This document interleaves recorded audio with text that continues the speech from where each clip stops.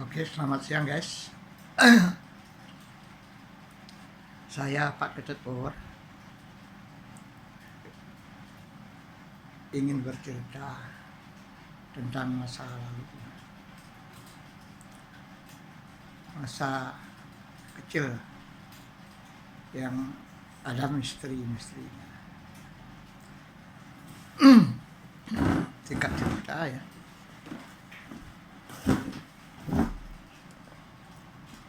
waktu itu saya masih kurang lebih berumur sekitar 9 tahun, sekitar tahun 60-an. Jadi saya tinggal di tempat kakek saya yang seorang balian, artinya seorang penyembuh, seorang balian. Orang Bali bilang balian, penyembuh. Yang waktu itu dianggap sakti lah, artinya mumpuni ilmunya kakek saya itu. Nah, pada suatu saat saya disuruh sama kakek untuk berbelanja ke desa Penatahan. Tempat kakek saya itu, rumah kakek saya itu di daerah Dusun Mongan namanya. Dusun Mongan. Itu. Saya disuruh belanja sama kakek. Itu kurang lebih sekitar jam 5 juga, jam 5 sore. Jam 6 sore itu. Karena cukup jauh itu dari Dusun Mongan sama menuju ke Penatahan, sangat jauh. Cukup jauh, kurang anak kecil lah. Seperti saya waktu itu. Kakek bilang, kamu mau beliin kakek minyak gas. Waktu itu belum ada listrik, minyak gas. Mau kek? Berani kamu? Berani kek? Oh ya, dikasih saya uang. Kamu beliin kakek minyak gas, serumbung lampu tuh. Dulu kan pakai lampu, pakai serumbung. Di gelas, pakai kaca itu, serumbung kaca. Dan itu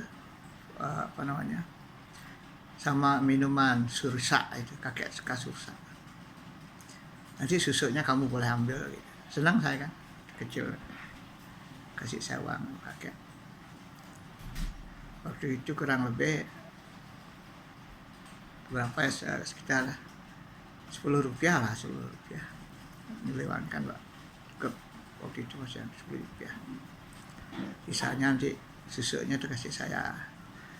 Saya senang, saya anak kecil, kakek saya berangkatlah kamu, berangkat saya dari Mongan itu, terus jalan melewati kuburan,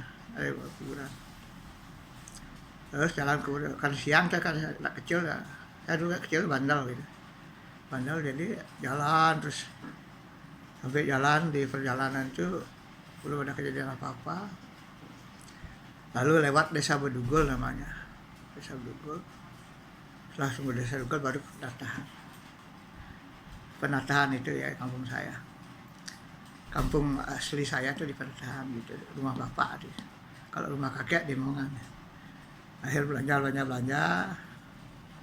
Udah terasa waktu sudah sore. Artinya sarumuo itu juga agak samar-samar artinya. Nah, berangkatlah saya. Kalau sampai gini yang jual berani tuh pulang, berani ya, enggak apa, coba lampu enggak, masih terang ini kan, tidak begitu bulannya, tidak begitu lah.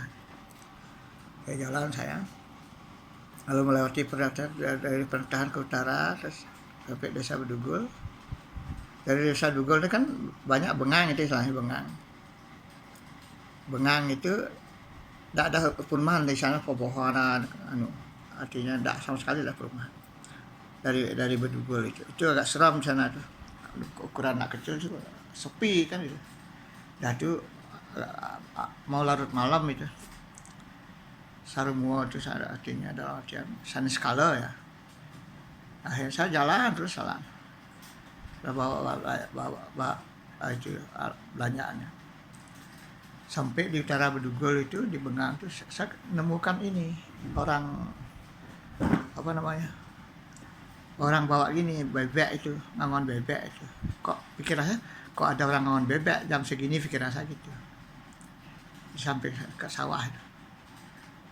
Ya pakai caping orangnya, pakai caping. Zaman dulu itu kan ada topi caping itu, tapi tidak kelihatan mukanya jelas. Jangan biar ini berdiri gitu, ngeliatin saya gitu. Ya tapi dia jalan gitu. Ada negor enggak ada. Karena ada orang kan, pikiran saya ada orang ini berani, saya lagi lewat lagi di sana, itu sepi sunyi jalannya itu. Nah itu lewat terus ke utara, mau dekat kuburan itu, kuburan Mongan itu. Di sana lihat seorang ngarit sapi, nyabit sumput di jalan gitu lah, dengan kerbau, dengan sapinya ya, di samping sapinya. Juga itu orang pakai caping, enggak diam juga orang tua diam dia, tapi dia sambil nyabit, enggak ngomong gitu.